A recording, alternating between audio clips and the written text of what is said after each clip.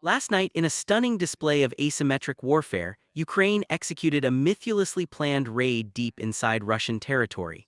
For just $412,000, a swarm of ingeniously modified drones faced off against Russia's formidable multi-billion-dollar air defense network. What followed was a masterclass in tactical deception. The drones bypassed the advanced S-400 systems, crippled major oil refineries, and vaporized millions of dollars worth of military hardware. Here we will see how Ukraine used low-cost technology and strategic genius to inflict a devastating and humiliating blow, proving that the real cost of war isn't always measured in dollars. At 3:47 a.m., the initial phase of the operation commenced as four long-range unmanned aerial vehicles, identified as UJ-26 Beaver drones, approached the outskirts of Moscow.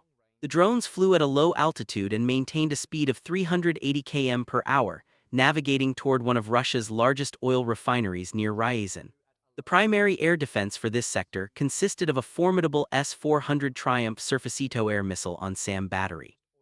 According to reports, radar operators initially misclassified the incoming drones as their flight characteristics appeared on screens as a non-threatening anomaly, much like a flock of birds in a tight formation. The tactical sequence unfolded with calculated precision. At a distance of 52 km from the refinery, and just 27 km from the S-400 battery, the lead Beaver drone executed a sharp climb, rapidly ascending to an altitude of 800 m. This was a deliberate maneuver designed to elicit a definitive response from the S-400 system. The battery commander, presented with a closing threat and a narrow 14-second window to decide between engagement and potential misidentification, authorized a launch. On his command, two 48 N6DM interceptor missiles, each valued at approximately $2 million, launched from their tubes, capable of accelerating to Mach 6 within seconds. However, the Ukrainian operational plan had anticipated this exact reaction. Immediately after triggering the launch, the Beaver drones executed a steep dive, descending back to an altitude of 200 m and vanishing below the S-400's radar horizon. The 48 N6DM missiles utilize a semi-active radar homing guidance system, which requires continuous illumination of the target by the ground-based engagement radar. Once the drones dropped below the radar's line of sight, the guidance signal was lost. The missile's onboard computers attempted to predict the drone's flight path based on their last known position, but the abrupt change in altitude made these predictions inaccurate. The interceptors detonated their 180 kg fragmentation warheads approximately 80 m above the drone's former position, scattering shrapnel through empty air.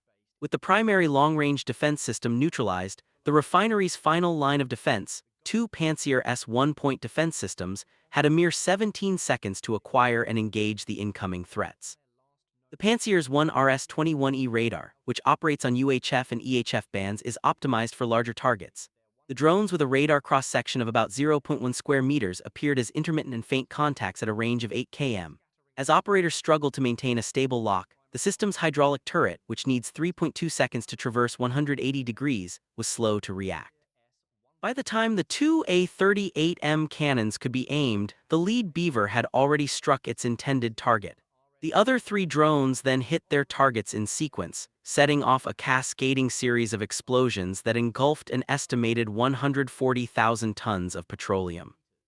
The resulting fire burned for over 72 hours, effectively reducing Moscow's regional fuel supply by an estimated 40%, and achieving the initial strike's strategic objective of degrading Russian logistical capabilities.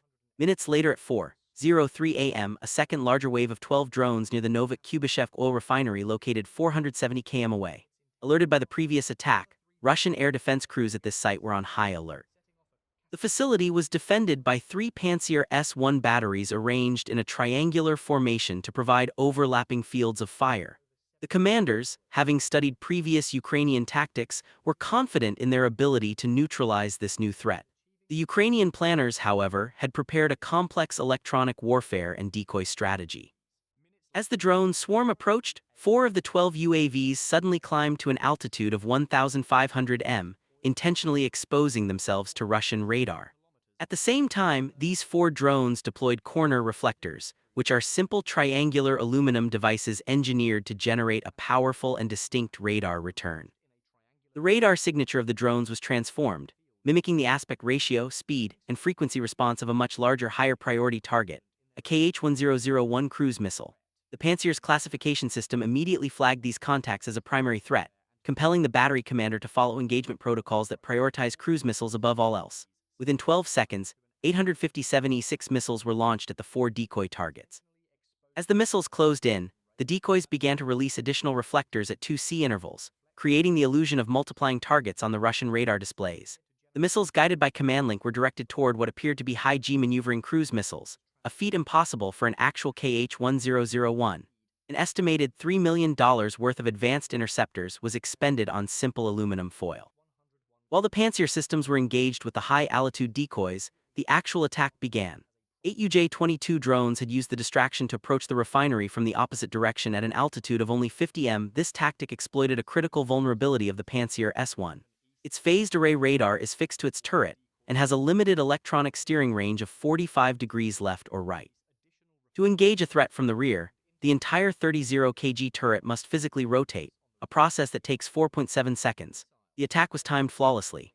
The UJ-22s were already inside the 1.2 km minimum engagement range of the 57 E-6 missiles, which require 1.5 seconds of flight time to arm their proximity fuses, the system's last line of defense. Its twin 30M2A 38M cannons opened fire. However, the drones were programmed with a dynamic altitude variation routine, making random changes between 40 and 80 m. This tactic defeated the Pantsir's predictive fire control computer, reducing the hit probability from a theoretical 83% to just 31%. While one drone was destroyed, 7 others penetrated the defenses. They struck their targets precisely as the Pantsir batteries were entering their 90-second automated reloading cycle, a period of complete vulnerability. The Novokubyshev refinery sustained multiple direct hits. The operation's third element took shape at 4:18 a.m. As 6 UJ-26 Beaver drones approached a target near Voron. This time they were confronted by a Krasuka-4 electronic warfare system. Upon activation, the Krasuka-4 saturated the electromagnetic spectrum with 500 watts of directed energy, completely cutting off the drone's GPS and communication links. The jamming signal was estimated to be 5 quadrillion times stronger than the satellite-based GPS signal the drones depend on for navigation. The UAVs automatically switched to their inertial navigation systems. However, after a flight of 380 km over 68 minutes, the gyroscopic drift inherent in the INS had introduced a potential targeting error of up to 200 m, a margin that would cause the mission to fail. One drone acting as the lead initiated a terminal guidance protocol using an electro-optical sensor to match the terrain below with a preloaded satellite image. It identified its target not by the fuel tanks themselves, but by the unique geometric pattern created by the intersection of their shadows. With its target lock secured, but unable to communicate, the drone resorted to a frequency-hopping spread spectrum transmission. It broadcast a 128-byte data packet with GPS coordinates and impact timing across 1,000 different frequencies per second in a pseudo-random sequence. For a single microsecond on one channel, the transmission found a gap in the Krasuka-4's jamming. The other 5 drones received the data fragment, corrected their courses, and successfully struck the target at 4:20.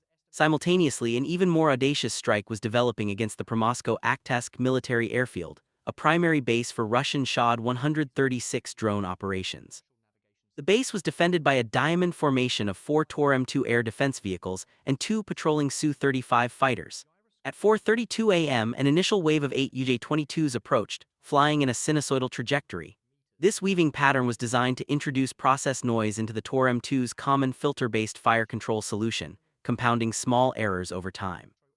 As all 4 Tor systems launched a total of 16 9mm338 missiles, the drones executed a sudden 6G vertical climb.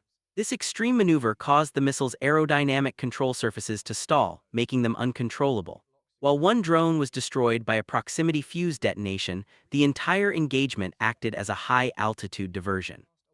While all Russian defensive systems were focused on the initial wave, a second wave of 4 UJ-26 Beavers, having flown 700 km over the Sea of Azov at an altitude of just 5 m, crossed the coastline undetected. They remained below the radar horizon, rendering them invisible to ground-based systems. They struck the Shad storage hangars, which were left completely undefended. The resulting explosions and fires destroyed an estimated 200 Shad 136 drones, a material loss valued at over $6 million. The final and deepest strike of the night took place at 4:44 a.m. 2 UJ-26 Beavers, specially modified with auxiliary fuel tanks instead of a portion of their warhead, reached a target in Penza, 630 km inside Russia. An Su-35 fighter on patrol acquired the drones at a range of 43 km and launched 2 R-77 active radar homing missiles. As the missiles approached, The drones performed complex barrel roll maneuvers while varying their altitude in an attempt to induce gimbal lock in the missile seekers. The tactic was unsuccessful against one missile, which achieved a direct impact, destroying one drone. The second R-77's proximity fuse detonated near the remaining Beaver, severely damaging it. Despite the damage, the drone's flight computer remained functional. It made a final course correction and at 4:46 a.m. crashed into a critical semiconductor fabrication plant. The 15 kg warhead combined with the impact destroyed the facility's clean room, vaporizing high-value electron beam lithography and ion implantation equipment. This single strike effectively paralyzed Russia's domestic military-grade microchip production for an estimated minimum of 6 months. The cumulative effect of this multi-pronged operation was strategically significant. For an expenditure of approximately $412,000 on drones, Ukraine inflicted tens of millions of dollars in direct monetary damage, severely disrupted fuel, our logistics, and crippled a vital component of Russia's military-industrial complex. The attacks necessitated a large-scale redeployment of critical Russian air defense assets from frontline areas to protect strategic sites in the rear, thereby creating new battlefield opportunities. The operation demonstrated that virtually no location in European Russia is beyond the reach of Ukrainian assets. Understanding these complex engagements requires a deep dive into both strategy and technology. Our channel is dedicated to unraveling these intricacies.